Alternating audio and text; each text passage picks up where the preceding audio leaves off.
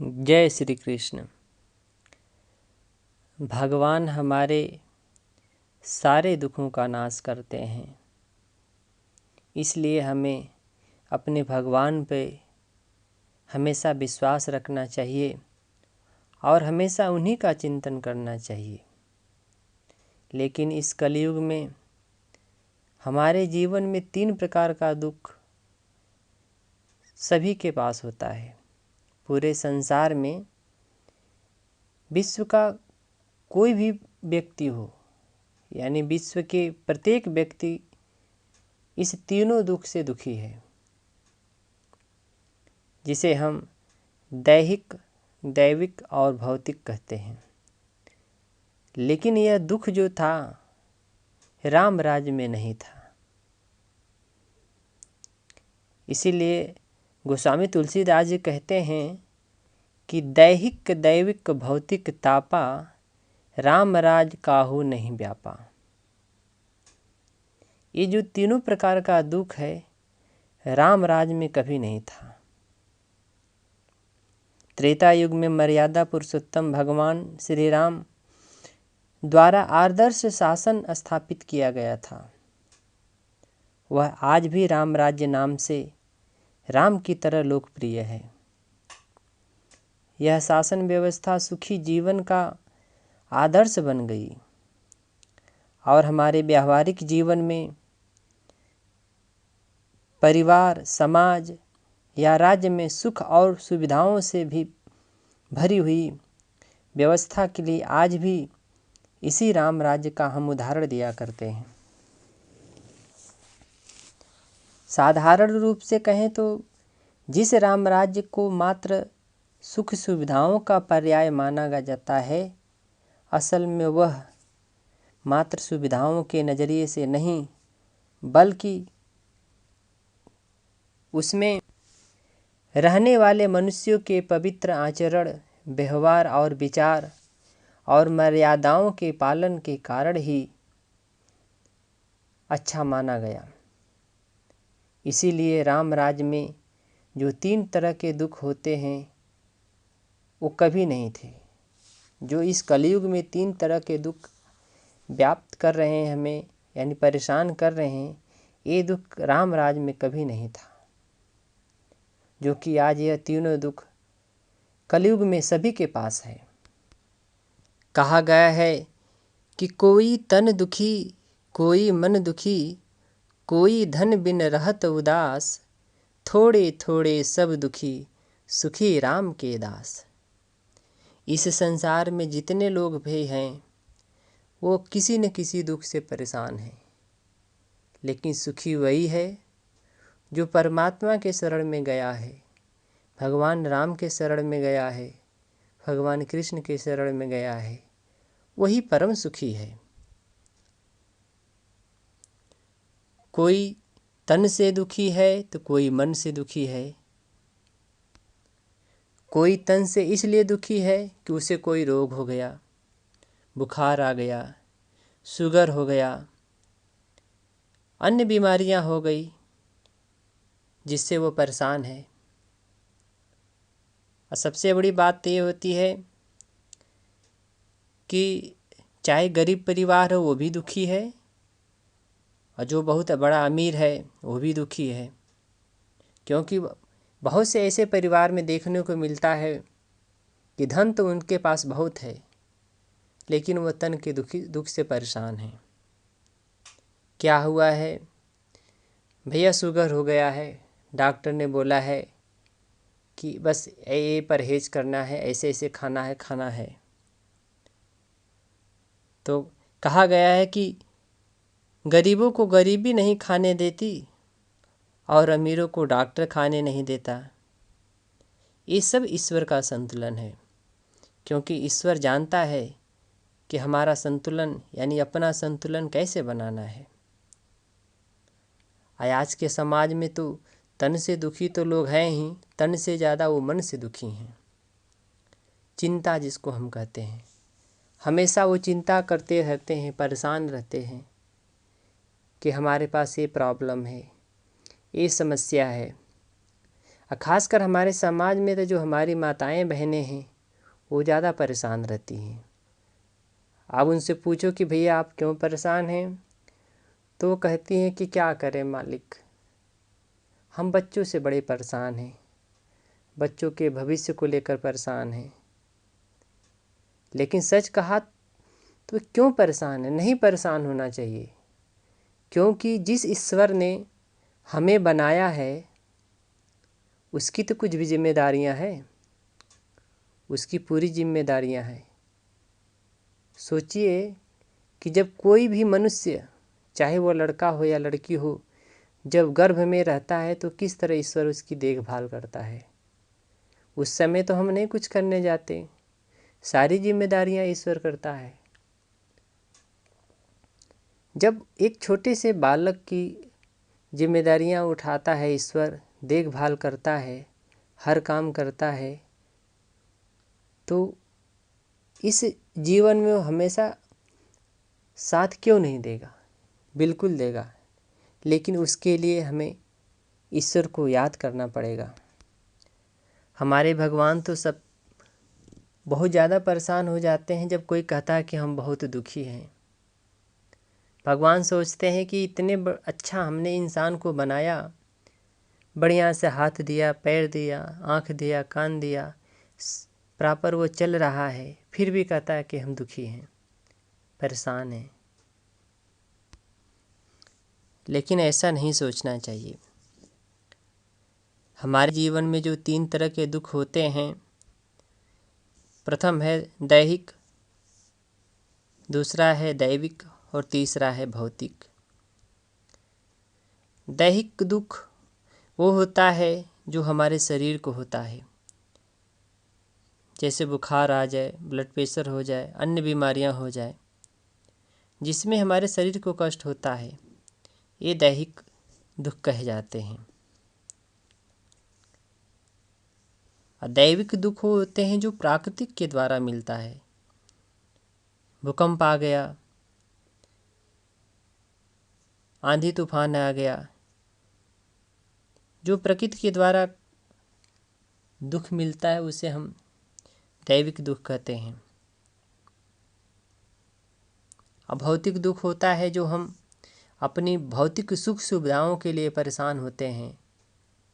मान लीजिए कि किसी के पास बहुत बढ़िया गाड़ी है, बंगला है, मकान है, लेकिन हमारे पास नहीं है, लेकिन हम फिर भी उस सोचते हैं कि यार उसके पास तो ये सब कुछ है, हमारे पास क्यों नहीं है, हमारे पास भी होना चाहिए। इस सोच को लेकर हम परेशान रहते हैं। भौतिक सुखों के लिए हम परेशान रहते हैं कि हमारे पास ये हो जाए, वो हो जाए।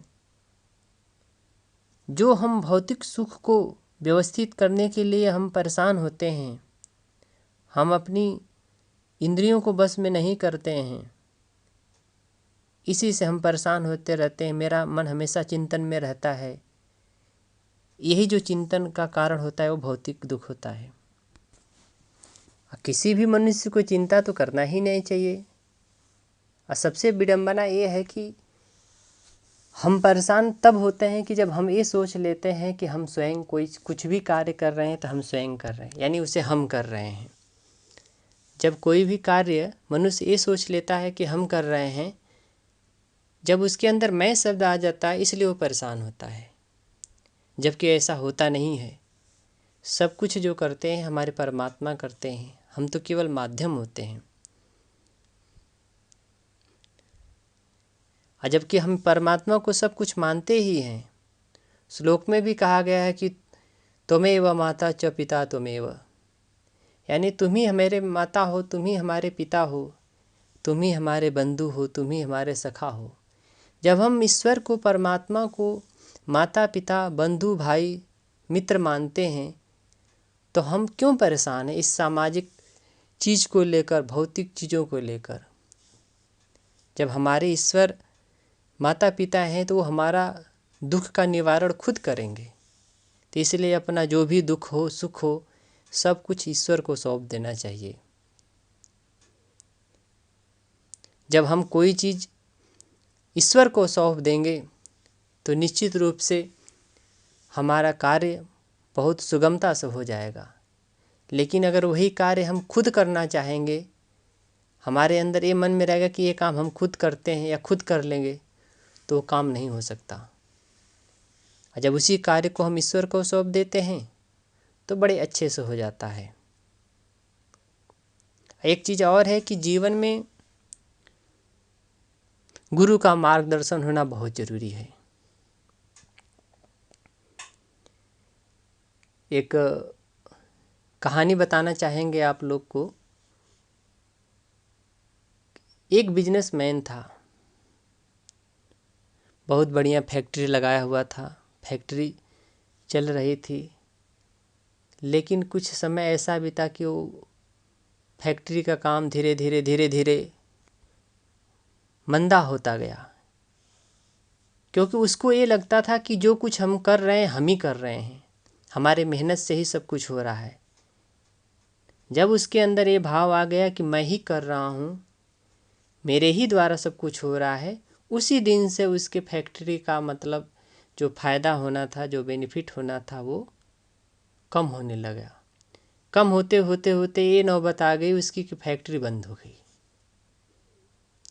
फिर उसके दिमाग में अचानक ये बात आई कि ऐसा कौन सा उपाय करूं कि ये फैक्ट्री दोबारा से चल सके। फिर उसको याद आया गया कि चलते हैं अपने गुरु के पास, पूछते हैं, वही कुछ रास्ता बताएं। वह अपने गुरु जी के पास गया, गुरु जी से बात किया, बताया कि गुरु जी ऐसी ऐसी समस्याएं हैं हमारे जीवन में, आप ही कोई रास्ता बताइए कि जिससे हमारा कल्याण हो। गुरु तो गुरु ही होता है, और सच्चा गुरु तो वही होता है कि जो अपने शिष्य के दुख को अपना दुख समझ के उसे रास्ता दिखाए, मार्गदर्शन करे। गुरु ने भी अपना मार्गदर्शन किया उसका। गुरु जी ने कहा कि बेटा एक काम करो, एक काम बताते हैं, बस वही करना है, तुम्हारा सब कुछ सही हो जाएगा। उसने बोला कि ठीक है महाराज जी, बताइए क्या करना है, हम वैसा करेंगे जो आप बताएंगे। गुरु जी ने कहा कि बस एक काम करो कि सबसे पहले थोड़ा सा पैसा इकट्ठा करके, व्यवस्था करके अपने फैक्ट्री में राम जी का एक मंदिर बनवा दो, छोटा से राम जी का मंदिर बनवा दो। उस मंदिर में को बनवाने के बाद काम स्टार्ट करो। जो भी कोई काम करना, सब कुछ उस भगवान राम को समर्पित कर देना। दिन भर का जो लेखा जोखा हो वो भी शाम को बता देना कि प्रभु ये काम किया, ऐसे किया, ये हिसाब है, ये फ़ायदा हुआ है, नुकसान हुआ है, जो भी कुछ है, बस यही करना है। वह आदमी इसी तरह किया, गया अपने फैक्ट्री में एक जगह देख के बढ़िया से छोटा सा भगवान राम का मंदिर बना दिया। मंदिर बनाने के बाद उसने अपना काम स्टार्ट किया। करते करते जो भी दिन में काम करता था, चाहे एक मजदूर हो, 4 मजदूर हो, सब लोग अपना आते थे, भगवान राम को हाजिरी लगाकर चले जाते थे। अपना दिन भर काम करते थे, शाम को जाते थे, फिर अपना हाजिरी देकर जाते थे कि प्रभु अब हम जा रहे हैं। जाते जाते अपना जो भी लेखा जोखा था सब अपना बता देते थे। ऐसे करते करते करते करते एक समय ऐसा आया कि उस आदमी का जो भी फैक्ट्री था दिन पे दिन बढ़ता गया, फ़ायदा पे फ़ायदा होता गया। उस कंपनी का नाम भी एक तरह से हो गया राम की फैक्ट्री। वह फैक्ट्री उस इंसान को इतना प्रॉफिट दी, इतना प्रॉफिट दी कि कई सारी फैक्ट्रियां उसने खोल डाली। तो इस कहानी का तात्पर्य ये है कि जब कोई काम, हमारे जीवन का कोई भी काम हो, हम उस काम को जब भगवान को सौंप देते हैं तो हमारा काम रुकेगा नहीं, कभी आगे ही बढ़ेगा। लेकिन जब वही चीज़ हम ये अपने अंदर करें कि नहीं ये काम हम कर रहे हैं, हम कर लेंगे, तो उस दिन से उसका जो प्रगति है रुक जाएगा, आगे नहीं बढ़ सकता। हर मनुष्य के मन में यही भाव होना चाहिए कि करते हो तुम कन्हैया, मेरा नाम हो रहा है, बस आपकी कृपा से सब काम हो रहा है। जब ये भाव रहेगा मनुष्य के अंदर कि जो कुछ हम कार्य कर रहे हैं मेरे राम कर रहे हैं, मेरे कृष्ण कर रहे हैं, मेरे गोविंद कर रहे हैं, तो उसके काम में कभी रुकावट नहीं आएगा। आप सभी ने देखा भी होगा कि महाभारत के युद्ध में भगवान श्री कृष्ण को अर्जुन ने अपना सब कुछ सौंप दिया था। युद्ध करने से पहले अर्जुन ने कृष्ण भगवान को अपना सारथी बनाया और सारथी बनाने के साथ सब कुछ अपना जीवन भगवान श्री कृष्ण के चरणों में सौंप दिया और कहा, यहाँ पर एक बड़ा सुंदर से 2 लाइन भजन है। जब अर्जुन ने सौंप दिया भगवान श्री कृष्ण को सब कुछ, अब सौंप दिया इस जीवन का सब भार तुम्हारे हाथों में, है जीत तुम्हारे हाथों में और हार तुम्हारे हाथों में।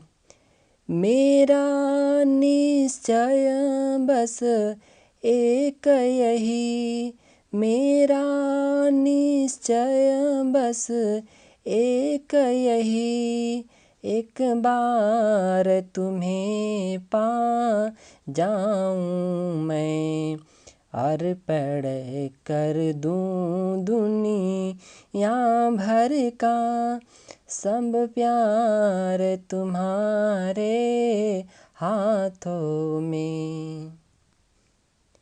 ये भाव था कृष्ण के प्रति उनका।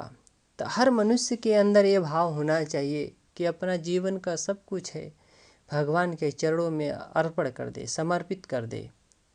जब वो सब कुछ समर्पित कर देगा तो उसके जीवन में ये जो 3 तरह का दुख होता है कभी नहीं होगा और वो हमेशा अपना जीवन सुखमय बिताएगा। इसलिए हमारे सभी मित्रों, भाई बंधुओं, माता बहनों, जो भी हमारे माताएं बहनें हैं, हमारे प्रिय भाई बंधु हैं, सभी से यही निवेदन है कि आप लोग अपना सब कुछ ईश्वर को सौंप दीजिए।